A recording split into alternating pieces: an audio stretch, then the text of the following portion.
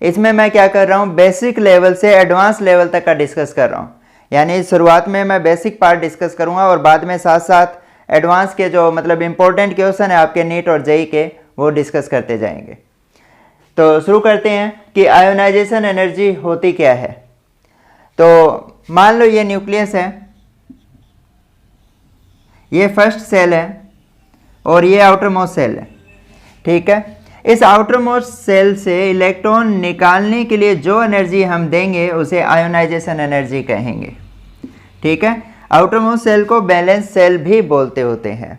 तो हम कैसे लिख सकते हैं आयोनाइजेशन एनर्जी को, कैसे डिफाइन करेंगे कि the minimum amount of energy,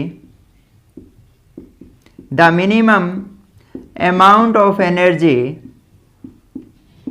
which is required to remove an electron from outermost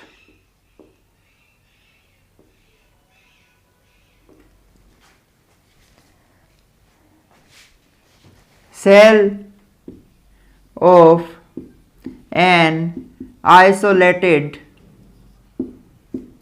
gaseous atom। यानी आउटरमोस्ट मतलब आउटरमोस्ट सेल से इलेक्ट्रॉन निकालने के लिए जो मिनिमम अमाउंट ऑफ एनर्जी हम देंगे उसे क्या कहते हैं, आयोनाइजेशन एनर्जी कहते हैं। यहाँ वर्ड यूज किया मैंने आइसोलेटेड गैसियस एटम। आइसोलेट का मतलब होता है, जैसे आजकल कोरोना महामारी चल रही है, आपने सुना होगा आइसोलेट कर दिया उसको। आइसोलेट है मतलब 10 बच्चे एक साथ बैठे हैं, उनमें से एक को उठाकर अलग बिठा दिया, तो उसको हमने क्या किया है, आइसोलेट कर दिया है, अलग से कर दिया उसको। तो इसी तरह एटम को हम क्या करेंगे, एक सेपरेट कर देंगे, आइसोलेट कर देंगे, अलग कर देंगे, और उससे इलेक्ट्रॉन निकालने के लिए जो एनर्जी हम देंगे उसे हम क्या कहेंगे, आयोनाइजेशन एनर्जी कहेंगे। अब देखो इलेक्ट्रॉन निकालने के लिए हम एनर्जी दे रहे हैं, तो मतलब ये प्रोसेस क्या हो गया, एंडोथर्मिक। यानी जो आयोनाइजेशन एनर्जी होती है वो क्या होती है, हमेशा ही एंडोथर्मिक होती है, यानी हमें देनी पड़ती है। और जिस केस में एनर्जी रिलीज हो वो एक्सोथर्मिक होता है, आपको अच्छे से पता है।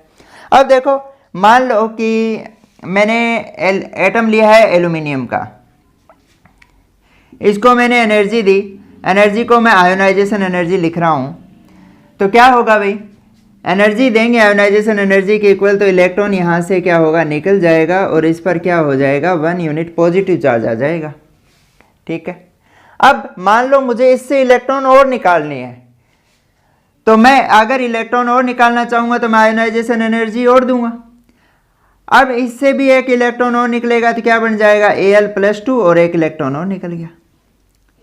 अब मुझे एक इलेक्ट्रॉन और निकालना है, तो ये किस में कन्वर्ट हो जाएगा, AlCl3 में, और इसके साथ क्या होगा, एक इलेक्ट्रॉन है वो आपका निकल जाएगा।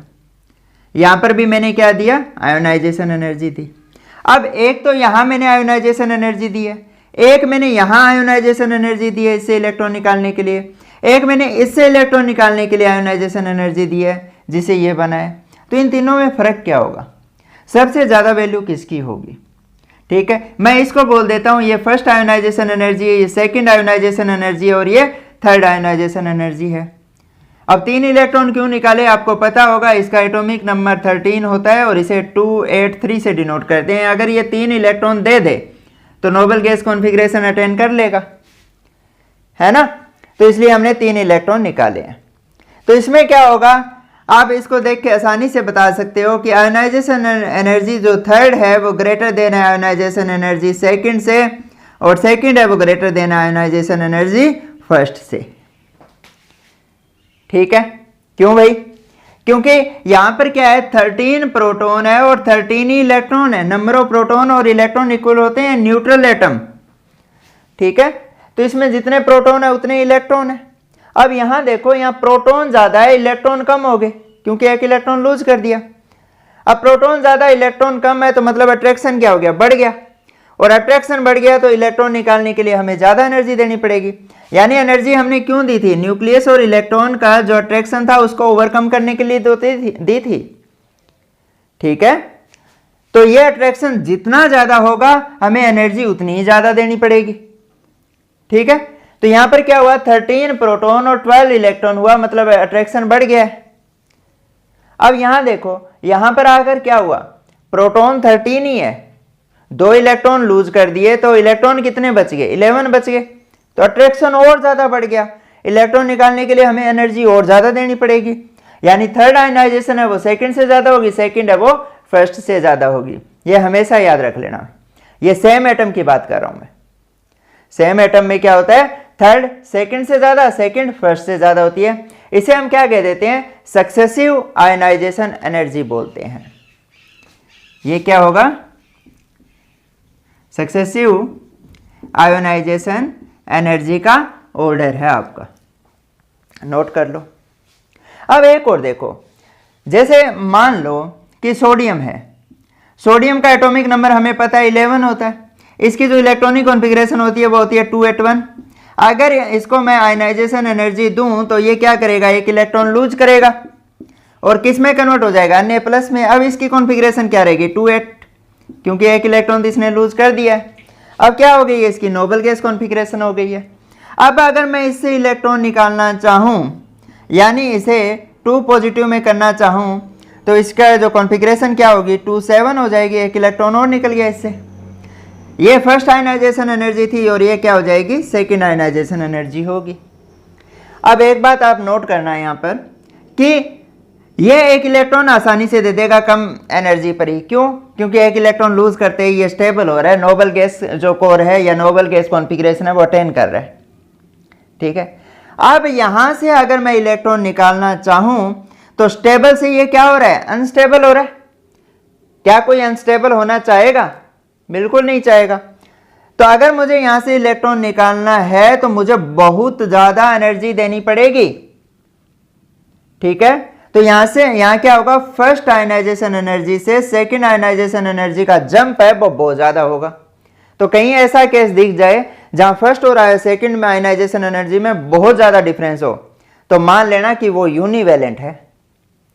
ठीक है, या फिर मैं ये लिख देता हूं, यहां पर एक छोटी सी ट्रिक है कि अगर जो डिफरेंस है सेकंड आयोनाइजेशन एनर्जी और फर्स्ट आयोनाइजेशन एनर्जी का वो ग्रेटर देन या फिर इक्वल है 16 के,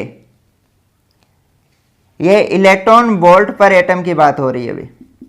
हाँ, इसकी यूनिट बता देता हूं, आयनाइजेशन एनर्जी की यूनिट क्या होती है, या तो इलेक्ट्रॉन वोल्ट पर एटम होगी या फिर किलो जूल पर मोल होगी।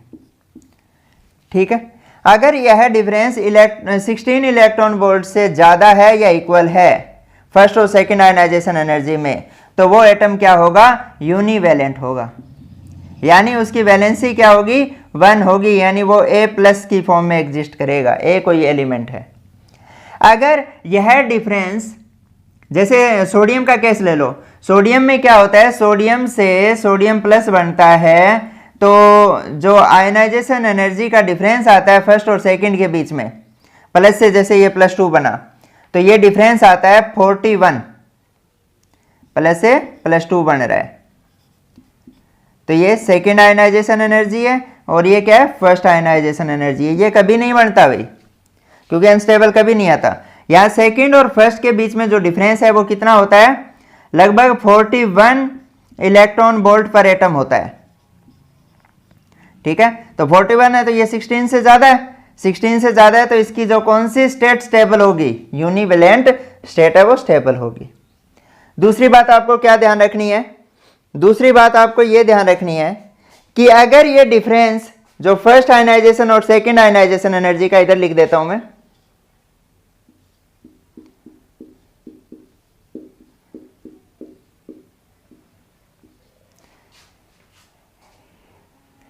इलेवन इलेक्ट्रॉन वोल्ट पर एटम से कम हो, ठीक है, लेस देन हो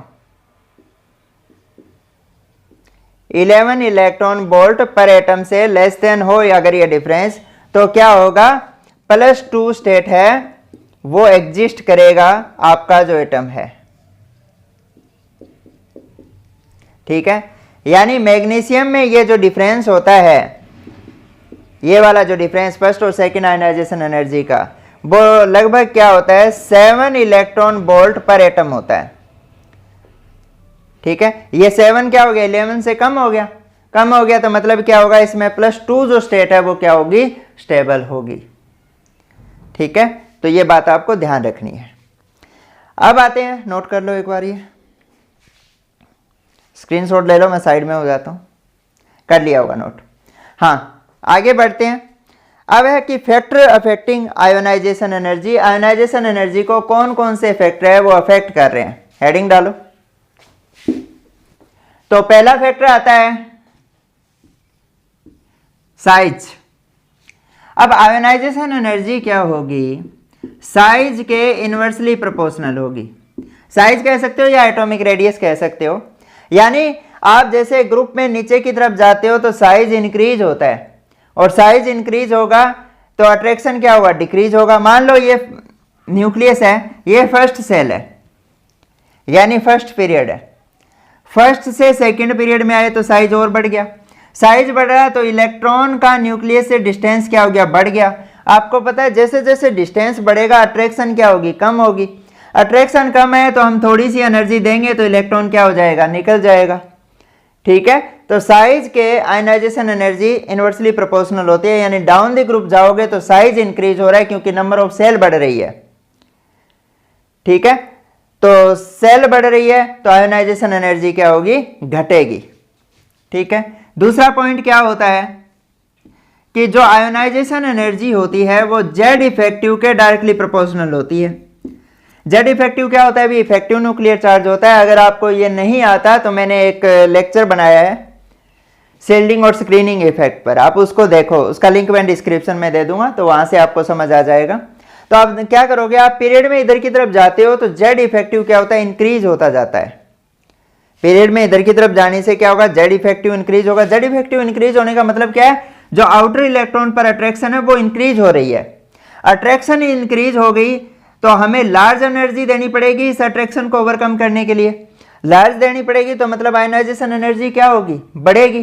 तो ये क्या हो गया इसके डायरेक्टली प्रोपोर्शनल हो गया। अब थर्ड पॉइंट समझाने से पहले मैंने एक फॉर्मूला शील्डिंग इफेक्ट जो लेक्चर लिया था उसमें बताया था आपको कि जेड इफेक्टिव इक्वल होता है जेड माइनस सिग्मा। सिग्मा क्या होता है शील्डिंग कांस्टेंट होता है, या इसे स्क्रीनिंग कांस्टेंट भी बोल देते हैं, या फिर इसे स्लेटर कांस्टेंट भी बोलते हैं। ठीक है, तो अब देखो, अब आप इसमें देखो अगर सिग्मा की वैल्यू बढ़ेगी, सिग्मा माइनस में है, अगर सिग्मा की वैल्यू बढ़ेगी तो जेड इफेक्टिव की वैल्यू क्या होगी घटेगी। ठीक है, और जेड इफेक्टिव आपको पता है आयोनाइजेशन एनर्जी के डायरेक्टली प्रोपोर्शनल होता है। अगर जेड इफेक्टिव घटेगा तो आयोनाइजेशन एनर्जी भी क्या होगी डिक्रीज होगी। सीधी सी बात है, सिग्मा की वैल्यू बढ़ने पर जेड इफेक्टिव डिक्रीज होता है, कि वैल्यू डिक्रीज होती है। ठीक है, तो अगर जेड इफेक्टिव की वैल्यू डिक्रीज होगी तो आयोनाइजेशन एनर्जी की भी डिक्रीज होगी, मतलब ये क्या हो गया इनवर्सली प्रोपोर्शनल हो गया। ठीक है, तो मैं थर्ड क्या लिख रहा हूं शील्डिंग इफेक्ट, और शील्डिंग इफेक्ट किससे कैलकुलेट करते हैं हम सिग्मा से काउंट करते हैं। तो शील्डिंग इफेक्ट क्या है आयोनाइजेशन एनर्जी के इनवर्सली प्रोपोर्शनल है, यानी मैं ये लिख दूं कि ionization energy is inversely proportional to shielding effect, या आप ऐसे लिख सकते हो कि आयोनाइजेशन एनर्जी है वो शील्डिंग इफेक्ट के इनवर्सली प्रोपोर्शनल है, या फिर मैं ब्रैकेट में क्या लिख दूं सिग्मा, सिग्मा की वैल्यू के इनवर्सली प्रोपोर्शनल है। सिग्मा की वैल्यू बढ़ेगी तो जेड इफेक्टिव घटेगा, जेड इफेक्टिव घटेगा तो आयोनाइजेशन एनर्जी भी घटेगी। अब आता है फोर्थ पॉइंट। फोर्थ पॉइंट में क्या लिखेंगे इलेक्ट्रॉनिक कॉन्फ़िगरेशन। मैं इलेक्ट्रॉनिक कॉन्फ़िगरेशन को EC से लिख रहा हूं। अब आपको पता है कि हाफ फील्ड और फुल फील्ड जो आपकी सब सेल होती है वो हाईली स्टेबल होती है। ठीक है, half field and full field जो इलेक्ट्रॉनिक कॉन्फ़िगरेशन होगी वो क्या होगी स्टेबल होगी, और आपको पता है, अभी बताया था मैंने कि स्टेबल से अनस्टेबल करने के लिए हमें हाई एनर्जी देनी पड़ती है, ज्यादा एनर्जी देनी पड़ेगी भाई। तो इसके लिए हाफ फील्ड और फुल फील्ड के केस में क्या होता है, आयोनाइजेशन एनर्जी होती है वो क्या होती है, हाई होती है, ज्यादा एनर्जी देनी पड़ती है। ठीक है, ये फोर्थ पॉइंट है। विद एग्जाम्पल अब डिस्कस करेंगे हम, पहले फैक्टर बता रहा हूं मैं। अब फिफ्थ पॉइंट आता है पेनिट्रेशन इफेक्ट।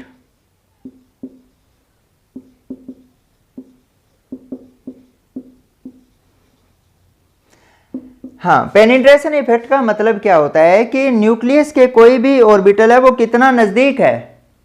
ठीक है, मान लो ये न्यूक्लियस है और ये ऑर्बिटल है आपका, तो penetrate closeness to the nucleus. ठीक है, तो हम क्या लिखेंगे पेनिट्रेशन इफेक्ट को, closeness of orbital to the nucleus. Penetrate करना मतलब कितना अंदर तक चला गया, न्यूक्लियस के पास कितना चला गया, न्यूक्लियस के अंदर नहीं जा सकते इलेक्ट्रॉन कभी भी। ठीक है, न्यूक्लियस के नजदीक कितना चला गया है। तो अब जो एस की पेनिट्रेशन इफेक्ट होता है वो पी से ज्यादा होता है, पी का डी से ज्यादा होता है, डी का एफ से ज्यादा होता है। यानी अगर कोई इलेक्ट्रॉन एस सब सेल में है या कोई इलेक्ट्रॉन एस ऑर्बिटल में प्रेजेंट है तो वो क्या होगा, न्यूक्लियस के नजदीक होगा। पी में है तो वो उससे दूर होगा। मैं सेम सेल की बात कर रहा हूं भी। अगर मान लो ये 3s में है और ये 3p में है, तो इन दोनों में से आपसे पूछ ले कि न्यूक्लियस में नजदीक कौन सा होगा, न्यूक्लियस के नजदीक कौन सा होगा, 3s वाला होगा, क्योंकि s की जो पेनिट्रेशन पावर होती है वो p से ज्यादा होती है सेम सेल में। ठीक है, तो s की पेनिट्रेशन पावर p से ज्यादा होगी तो s न्यूक्लियस के ज्यादा नजदीक होगा, और s से इलेक्ट्रॉन निकालना क्या होगा, p के कंपेयर में थोड़ा कठिन होगा। ठीक है, यानी s से इलेक्ट्रॉन निकालने के लिए हमें ज्यादा एनर्जी देनी पड़ेगी as compare to p। Example से समझते हैं भाई। ये 5 फैक्टर थे जो अफेक्ट कर रहे थे। तो एग्जाम्पल हम लेते हैं बेरिलियम और बोरोन का। मैं दोनों की कॉन्फ़िगरेशन लिख रहा हूं। बेरिलियम का एटॉमिक नंबर आपको पता है क्या होता है, 1s2 2s2, sorry atomic number होता है 4, और इसकी इलेक्ट्रॉनिक कॉन्फ़िगरेशन ये होती है 1s2 2s2। और जो बोरोन का एटॉमिक नंबर होता है 5 होता है, इसकी इलेक्ट्रॉनिक कॉन्फ़िगरेशन होती है 1s2 2s2 2p1। आपको इलेक्ट्रॉनिक कॉन्फ़िगरेशन आनी जरूरी है भी। अगर आपको इलेक्ट्रॉनिक कॉन्फ़िगरेशन नहीं आती तो मैंने ट्रिक बना रखी है कि आप इलेक्ट्रॉनिक कॉन्फ़िगरेशन को कैसे याद रखोगे। उसका लिंक भी मैं डिस्क्रिप्शन में दे दूंगा, वहां से आप पढ़ सकते हो, या चैनल है केमिस्ट्री विद राजेश कसवा, उसमें सर्च कर सकते हो। ठीक है, ये दोनों की कॉन्फ़िगरेशन है। अब देखो नॉर्मली क्या होता है कि अगर आप पीरियड में इधर से इधर जाते हो तो जेड इफेक्टिव बढ़ता है। ठीक है, जेड इफेक्टिव बढ़ेगा तो आयनाइजेशन एनर्जी बढ़नी चाहिए, यानी बेरिलियम से आयनाइजेशन एनर्जी है वो बोरोन की ज्यादा होनी चाहिए, क्योंकि इधर की तरफ जाने पे बोरोन आता है। बट होता क्या है कि जो बेरिलियम की आयनाइजेशन एनर्जी होती है वो बोरोन से ज्यादा होती है, रिवर्स होता है। होनी बोरोन की ज्यादा चाहिए थी बट होती किसके, बेरिलियम की है। इसके दो कारण है भी।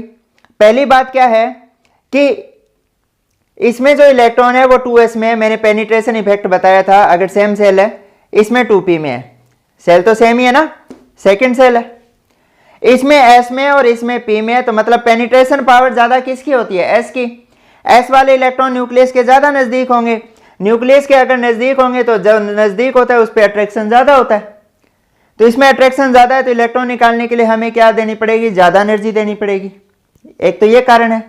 पहला कारण क्या हो गया इसका, बेरिलियम की बोरोन से आयोनाइजेशन एनर्जी ज्यादा है। फर्स्ट कारण क्या है, मैं पेनिट्रेशन इफेक्ट को Pe से डिनोट करूंगा अभी। तो पहला कारण है Pe इसकी ज्यादा है। ठीक है, Pe इसकी क्या है, हाई है। पेनिट्रेशन जो इफेक्ट है या पेनिट्रेशन पावर है इसकी जो S की वो P से ज्यादा है। दूसरा कारण क्या होगा, हमने यहाँ इलेक्ट्रॉनिक कॉन्फ़िगरेशन की बात की थी कि हाफ फील्ड और फुल फील्ड इलेक्ट्रॉनिक कॉन्फ़िगरेशन होती है वो स्टेबल होती है। तो इसमें देखो भाई 2s2 तो पूरा भरा हुआ है, और इधर क्या है, ये नए हाफ फील्ड है, नए फुल फील्ड है। मतलब ये आसानी से एक इलेक्ट्रॉन लूज करके क्या हो जाएगा, फुल फील्ड हो जाएगा, स्टेबल हो जाएगा। ठीक है, तो ये देना आसानी से चाहेगा। तो मतलब क्या है, इसके दूसरा रीजन क्या होगा बेरिलियम की हाई होने के कारण, कि इसकी जो सब सेल है वो क्या है, फुल फिल्ड है। ठीक है, इस कारण क्या होती है, बेरिलियम की बोरोन से ज्यादा होनी है, वरना अगर जेड इफेक्टिव का ऑर्डर होना था तो बोरोन की ज्यादा होनी थी। बट दो रीजन ये है। ठीक है, यहां तक समझ आ गया होगा सबको। ये 5 फैक्टर थे जो अफेक्ट कर रहे थे आयोनाइजेशन एनर्जी को। हम अब डिस्कस करते हैं आयोनाइजेशन एनर्जी का ट्रेंड इन पीरियोडिक टेबल।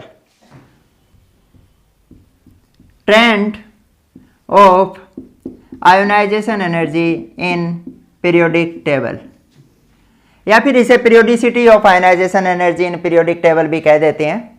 तो क्या होगा भी ट्रेंड, पहली बात करते हैं अक्रॉस द पीरियड,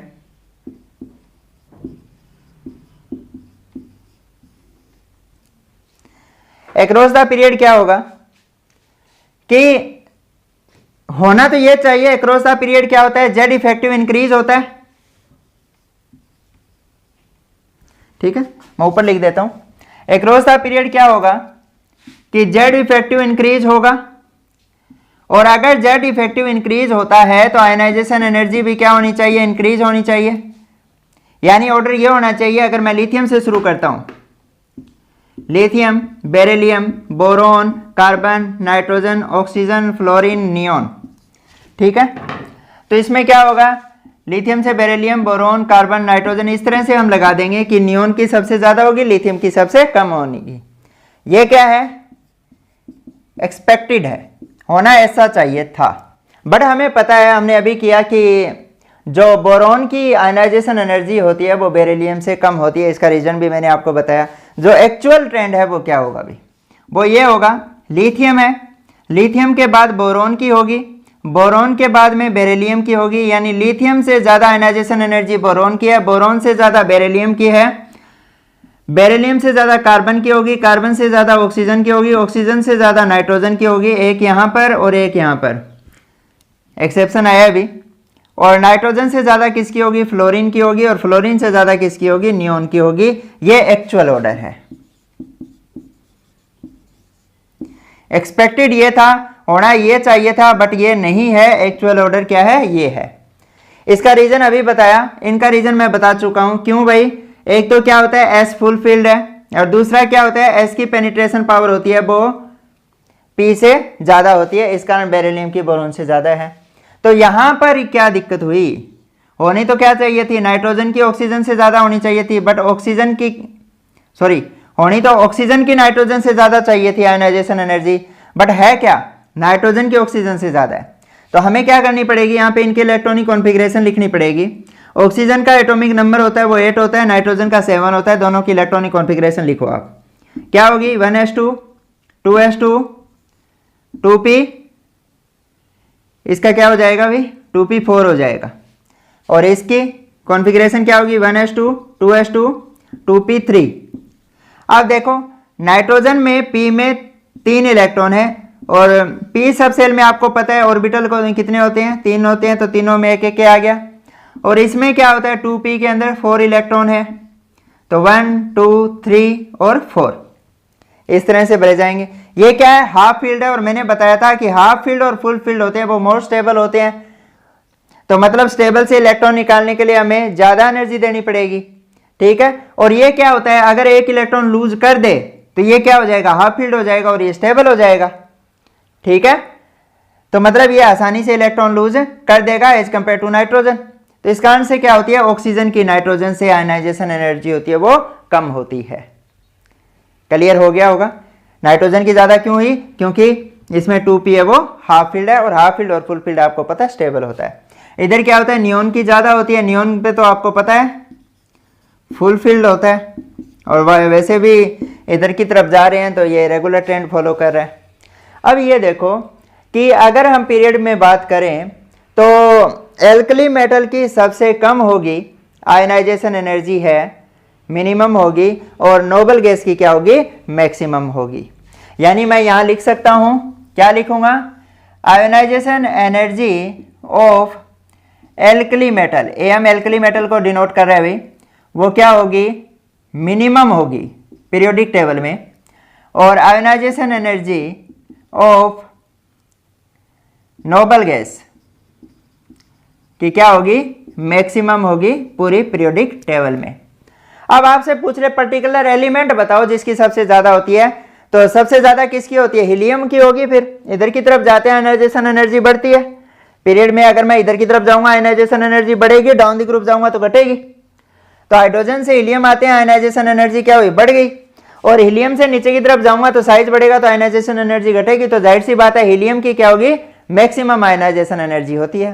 कंपटीशन के पॉइंट ऑफ व्यू से इंपॉर्टेंट है अभी, मैक्सिमम आयोनाइजेशन एनर्जी किसकी होती है पूरी पीरियोडिक टेबल में, हीलियम की होती है। और सबसे कम आपको पता है एल्कली मेटल की होती है। और एल्कली मेटल में भी डाउन द ग्रुप जाते हो तो आयोनाइजेशन एनर्जी आपको पता है घटती है। तो सबसे कम किसकी होगी, सीजियम की।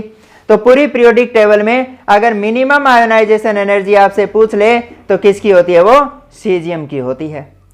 मैक्सिमम हीलियम की है और मिनिमम किसकी है, सीजियम की। मोस्ट इंपॉर्टेंट है कंपटीशन के पॉइंट ऑफ व्यू से। तो ये आपको पूरा समझ आ गया होगा। ये सेम ट्रेंड क्या होगा, ये सेकंड पीरियड था, थर्ड पीरियड में भी यही ट्रेंड होगा। क्या होता है, बोरॉन के नीचे एल्यूमिनियम आता है और बेरिलियम के नीचे मैग्नीशियम आता है। तो एल्यूमिनियम की क्या होगी, आयोनाइजेशन एनर्जी है वो मैग्नीशियम से कम होगी। ठीक है, इधर भी देखो, इधर ऑक्सीजन के नीचे क्या आता है, सल्फर आता है और नाइट्रोजन के नीचे फॉस्फोरस आता है। रूल के अकॉर्डिंग तो सल्फर की फॉस्फोरस से ज्यादा होनी चाहिए थी, बट फॉस्फोरस की क्या है, सल्फर से ज्यादा है। ठीक है, तो इसी तरह एल्यूमिनियम के नीचे जस्ट नीचे क्या आता है, गैलियम आता है और मैग्नीशियम के कैल्शियम आता है। तो कैल्शियम की ज्यादा है। ठीक है, ये कुछ एक्सेप्शंस हैं जो आपको याद रखनी है। इसी तरह सेलेनियम आता है सल्फर के नीचे और फास्फोरस के नीचे क्या होता है, आर्सेनिक आता है। तो ये इसकी आर्सेनिक की सेलेनियम से ज्यादा होती है। तो ये एक्सेप्शंस हैं जो आपको अच्छे से याद रखनी है। अभी एक ये वाली, दूसरी ये वाली। अब बोरॉन के नीचे वाला एल्यूमिनियम है और बेरिलियम के नीचे मैग्नीशियम है, मैग्नीशियम की ज्यादा होगी। एल्यूमिनियम के नीचे क्या होता है, अभी गैलियम होता है और इसके नीचे कैल्शियम होता है, तो कैल्शियम की ज्यादा होगी। इसी तरह ऑक्सीजन के नीचे सल्फर है, सल्फर से फास्फोरस की ज्यादा है और सल्फर के नीचे सेलेनियम के, सेलेनियम से आर्सेनिक की ज्यादा है। इनको तीनों को एक साथ लिख लेना और इन तीनों को एक साथ याद कर लेना। अब आता है डाउन द ग्रुप।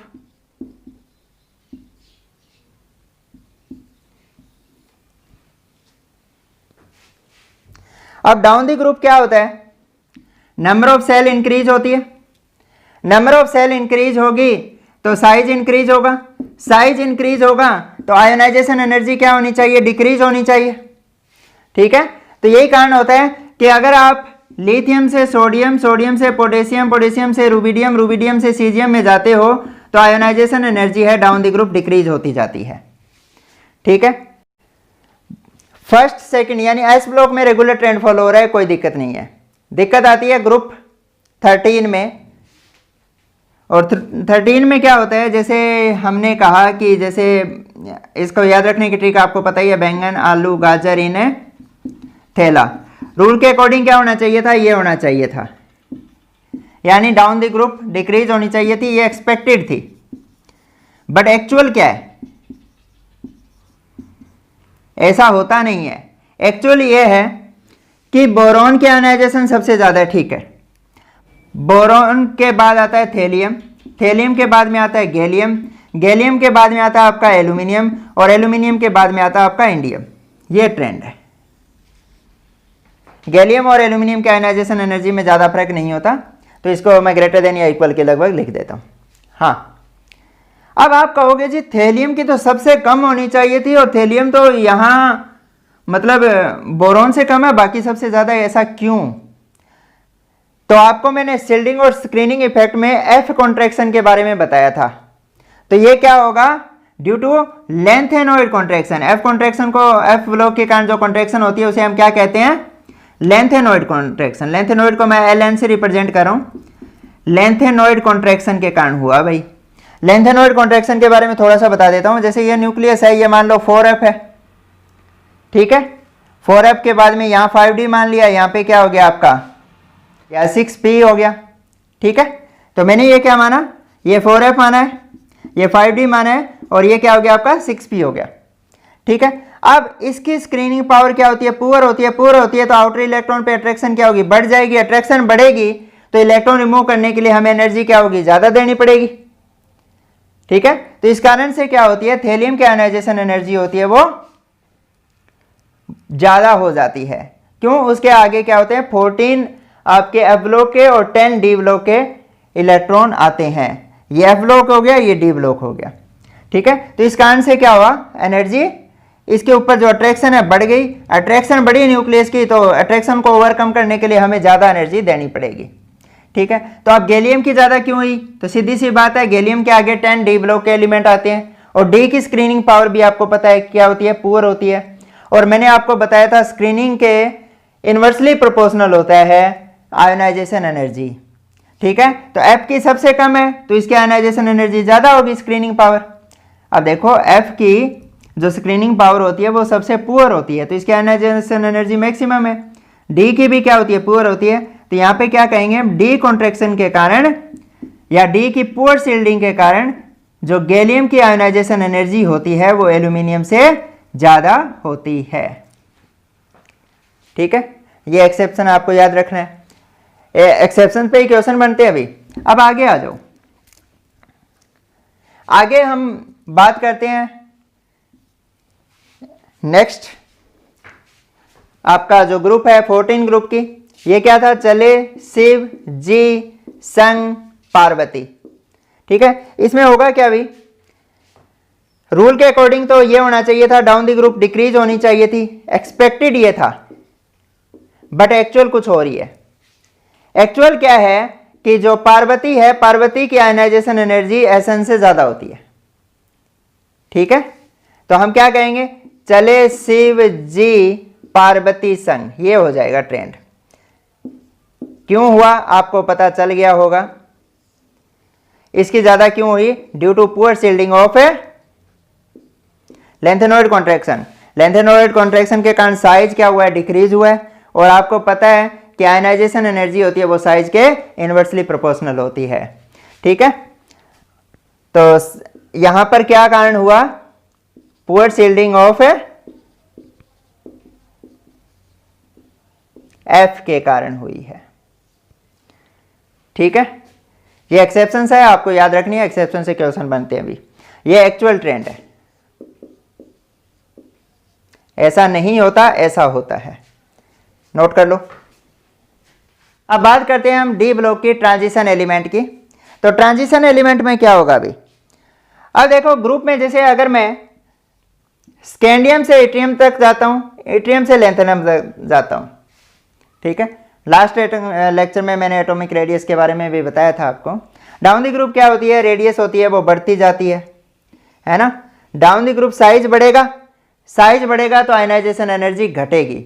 तो हम क्या कहेंगे, स्कैंडियम की आयनाइजेशन एनर्जी होती है वो एट्रियम से ज्यादा होती है, और इसकी क्या होती है, लेंथेनम से ज्यादा होती है। यानी लेंथेनम की इसमें सबसे कम है और स्कैंडियम की इसमें सबसे ज्यादा है। कौन से ग्रुप की बात हो रही है, थर्ड ग्रुप की बात हो रही है।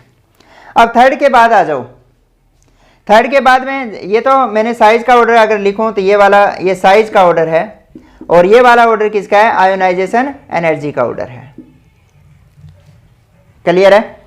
अब देखो अगर मैं बात करूं स्कैंडियम के बाद में क्या आता है, टाइटेनियम, जिरकोनियम और होफनियम। तो इनमें साइज का ऑर्डर आपको याद ही होगा। टाइटेनियम से जिरकोनियम का साइज बड़ा होता है, और जर्कोनियम और होफनियम का साइज होता है वो इक्वल होता है। लास्ट लेक्चर में मैंने करवाया था, क्यों भाई, लेंथेनॉइड कॉन्ट्रैक्शन की वजह से। ठीक है, अब यहां लेंथेनॉइड कॉन्ट्रैक्शन का क्या इफेक्ट होगा, अब इफेक्ट ये होगा, टाइटेनियम से आप अगर जर्कोनियम जाते हो और जर्कोनियम से होफनियम जाते हो तो होफनियम की आयनाइजेशन एनर्जी है वो सबसे ज्यादा हो जाती है। ठीक है, यानी यहां ट्रेंड होगा कि 5d की आयनाइजेशन एनर्जी होती है, फोर्थ ग्रुप है ये, वो होती है 4d से ज्यादा, और 4d की ज्यादा होती है 3d से। ये एक्सपेरिमेंटल डेटा है भाई जो हमें मेमोराइज करने हैं। यानी यहां ट्रेंड ये हो रहा है, होफनियम की ज़्यादा है जर्कोनियम से और जर्कोनियम की ज़्यादा है टाइटेनियम से। यानी 5D की 4D से ज़्यादा है, 4D की 3D से ज़्यादा है। और यहाँ क्या था, 3D की ज़्यादा थी 4D से और 4D की ज़्यादा थी 5D से। ये मोस्ट इंपॉर्टेंट है, इस पर क्वेश्चन बनता है। और ये 5D की 4D से, 4D की 3D से, ये किस किस पर लागू होता है? ये आपका ग्रुप 4, ग्रुप 5, ग्रुप 6 और ग्रुप 10 पे लागू होता है। इन 4 ग्रुप में ये सीक्वेंस रहेगी और ये सीक्वेंस किस में रहती है? सिर्फ ग्रुप आपके 3rd में। ठीक है, क्वेश्चन बनता है, ये आपको मेमोराइज ही करना पड़ेगा, प्रैक्टिकल डेटा है भाई। अब देखो, अगर बात करूं मैं, आप कहोगे जी चलो 3rd हो गया, 4th 5th 6th हो गया, बाकी बच गए, उनमें क्या ट्रेंड होगा? उनमें ट्रेंड ये होगा कि 5D की तो बाकी सभी 3rd को छोड़कर सभी में बाकी की 5D के ज्यादा होती ही होती है। क्यों होती है? Due to lanthanoid contraction, due to poor shielding of F subshell या एफ ऑर्बिटल। ठीक है, तो 5D की 3D से ज्यादा होती है, 3D की 4D से ज्यादा होती है। ये ट्रेंड किस में होता है? जो बच गए वो कौन कौन से बचे? 7th 8th ट्रांजिशन एलिमेंट की बात कर रहा हूं, 9th 11th और 12th में, इनमें ये ऑर्डर होता है आयनाइजेशन एनर्जी का। ये वाले मोस्ट इंपॉर्टेंट पॉइंट है जो कंपटीशन में क्वेश्चन पूछ सकते हैं, आपको याद रखना है। ठीक है, इसको याद रखना सिंपल सा है। अभी 4 और 6 को अगर आप प्लस करोगे 10 आएगा, 5 बीच में रख देना, 4 5 6 हो गया। ठीक है, ये 3rd याद रह गया आपको। अगर इतना याद है तो बाकी रिमेनिंग जो ट्रांजिशन एलिमेंट है या डी ब्लॉक के एलिमेंट है वो उनकी सीक्वेंस ये हो जाएगी। क्लियर है? नोट करो, ये हो गई ग्रुप में। अब अगर मैं पीरियड की बात करूं, हटा रहा हूं भाई मैं इसको। पीरियड में भी क्या होता है, ट्रांजिशन एलिमेंट है, उनके साइज में कोई ज्यादा वेरिएशन नहीं होते। इस डी ब्लॉक एलिमेंट को मैं चाइनीज ग्रुप बोलता हूं। चाइनीज मतलब जैसे चाइनीज लोग क्या होते हैं, एक दूसरे के सेम से दिखते हैं, उनका कोई फर्क नहीं होता। उसी तरह इनके साइज में भी ज्यादा फर्क नहीं होता। क्यों? क्योंकि यहाँ अट्रैक्शन भी हो रहा है और रिपल्सन भी हो रहा है। ठीक है, लास्ट लेक्चर में जैसे बताया था, तो वहां पे क्या होता है, क्योंकि इनर सेल में इलेक्ट्रॉन जा रहे हैं, तो इनर सेल के इलेक्ट्रॉन आउटर सेल के इलेक्ट्रॉन को रिपेल कर रहे हैं और न्यूक्लियस क्या कर रहा है? अट्रैक्ट कर रहा है, तो साइज में ज्यादा फर्क नहीं पड़ता। ठीक है, तो अगर मैं पीरियड की बात करूं तो पीरियड में आयनाइजेशन एनर्जी का क्या ट्रेंड होगा, एक का लिख देता हूं मैं। तो जिंक की सबसे ज्यादा होगी। क्यों होगी भाई? एक तो जेड इफेक्टिव बढ़ गया, इधर की तरफ जाओगे, और दूसरा क्या है, ये फुल फील्ड है, आपको पता है 3d10 4s2 होता है, और फुल फील्ड होता है मतलब स्टेबल होता है। ठीक है, जिंक के बाद में क्या आएगा? आयरन आएगा।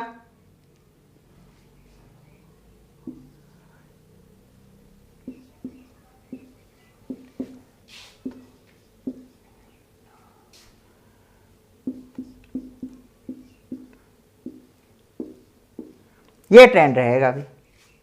ठीक है, यानी जिंक की आयरन से ज्यादा, आयरन की कोबाल्ट से, कोबाल्ट की कॉपर से, कॉपर की निकल से, निकल की मैग्नीज से, मैग्नीज की टाइटेनियम से, टाइटेनियम की क्रोमियम से, क्रोमियम की वेनेडियम से, वेनेडियम की स्कैंडियम से ज्यादा होती है। ठीक है, ये ट्रेंड है। इसको याद रखने की ट्रिक है भी, क्या कैसे याद रखोगे? जिनी फिर कोई कूपन निकला तो मानना तेरी करोड़पति वाली स्कीम है। मैं रिपीट कर देता हूं, जिनी फिर कोई कूपन निकला तो मानना तेरी करोड़पति वाली स्कीम है। ठीक है, ये आपका ट्रेंड रहेगा इसमें।